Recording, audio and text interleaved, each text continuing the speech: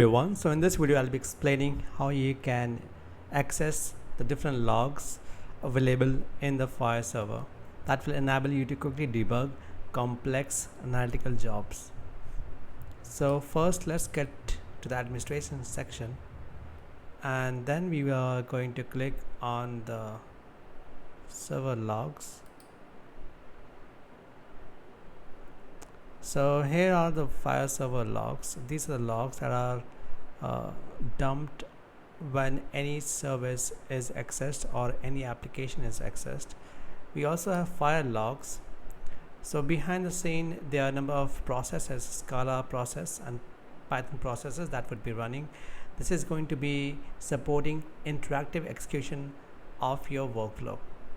So here you can see if there are any failures or each of the node in your workflow is getting properly executed.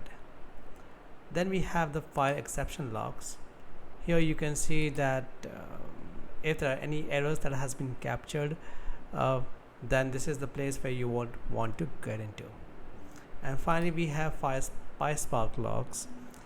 So whenever you run a PySpark job, then this is the place where you would be able to capture all the logs. So you can always click on refresh, and then it is going to reflect the latest logs in the UI.